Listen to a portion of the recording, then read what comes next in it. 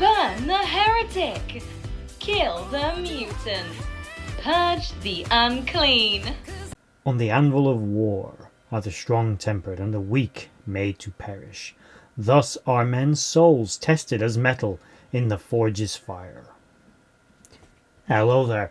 Although this isn't a topic I cover extensively on this channel, I am a huge sci-fi nerd, hence the name Nerd World Empire. I don't want to limit myself to just one thing, although I'm a huge Star Trek fan. I mean, it's my primary go-to with sci-fi, has been since I was a child.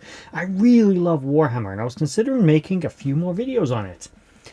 So, in the spirit of that, I'm just going to cover one thing here I really love about Warhammer, but I want to hear everyone's thoughts. What's your favourite Space Marine chapter? It doesn't have to be one of the founding chapters like I'm doing here, as you've clicked on the title of this video and you know that already. But who's your favourite Space Marine? Do you have any ideas for videos I could do? Because I'm currently doing 2 series back to back that I've already got planned out for the channel, but when I'm done with them, I was considering doing a Warhammer series. So any suggestions on videos that I could do in the Warhammer universe? Put them in the comments section down below. And with that said, let's get into the Salamanders. Now, the Salamanders are of course one of the first founding chapters of the Adeptus Astartes. Their Primarch is the Primarch Vulcan, noted for having their very dark skin and generally almost menacing complexion, red eyes, things like that. But the Salamanders are just a big bunch of cuddly teddy bears.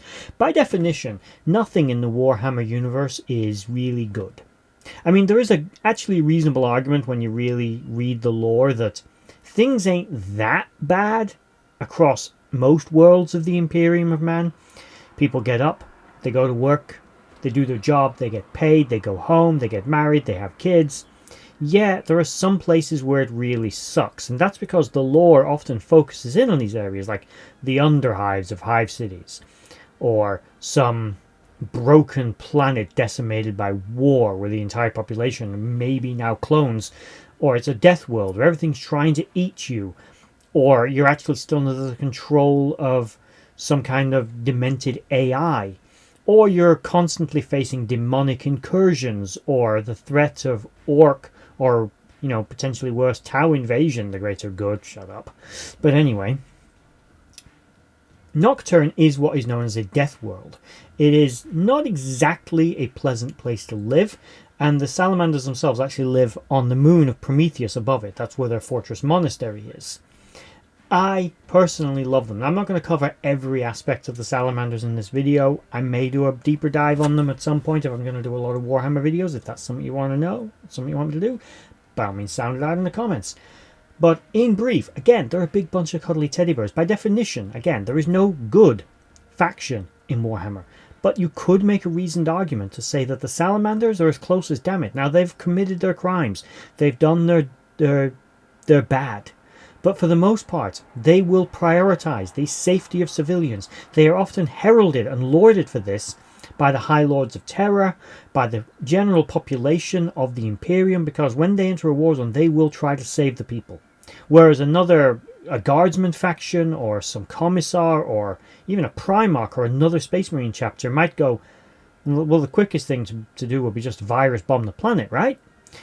And the Salamanders will go, the quickest thing to do is put my foot up your ass for even suggesting that. We are going to save the population of this world. We are not here to indiscriminately kill everybody. Yeah, maybe it's an uprising. Maybe there's a demonic incursion. You got to separate out the sheep from the wolves. But they will actually go out of their way to do that. And they're pretty much the only ones that routinely do this. There are, of course, other instances of this, particularly amongst the Imperial Guard. But amongst all of the Space Marine chapters, a reputation for being a bit more savage, because when they enter a battlefield, typically, when you really think about it, there's not many Space Marines. You are talking countless quintillions, maybe even sextillions of human beings in the Imperium of Man. The Imperial Navy has hundreds of billions of personnel serving in it. There are more people serving in the Imperial Guard than there are people living on Earth in the early 21st century. So this is a huge mind-bogglingly large population, and for them to go, you know what, if we kill a billion, we kill a billion, we'll sacrifice a billion, it ain't nothing really. But to the Salamanders, it kinda is. And the Space Marines number very, very few, so when they're sent into a battlefield, that battlefield is already effed to hell. So their job is to basically maintain and restore order by any means necessary, and some of them do that by simply killing everything, and they'll sort it out later. Others, like the Salamanders, will always take the time to try to save who they can, salvage what they can, protect the world, not just destroy it. The Imperium doesn't survive by killing its population and burning its cities. It survives by defeating the enemies that are trying to do that. That's kind of how they see it. They're also known as a faction of blacksmiths and engineers. They make their own weapons, their own armor. They're very creative. They're also very few in number, even by Space Marine chapter denominations. They were founded in the 30th millennium, 10,000 years before the current setting of Warhammer 40K.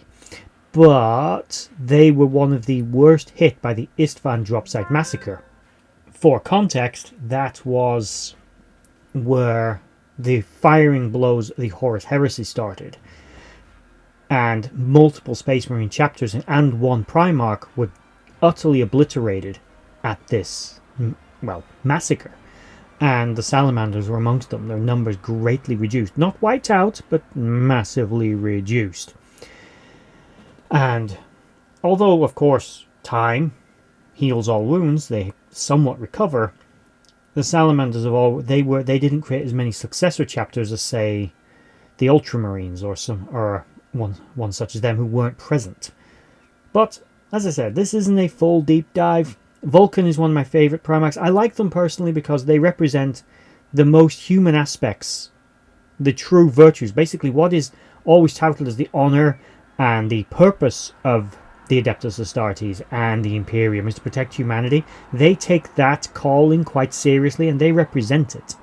More so than perhaps some of the other factions that, as I said, they will just massacre. Now, there's sometimes maybe a time and a place for that.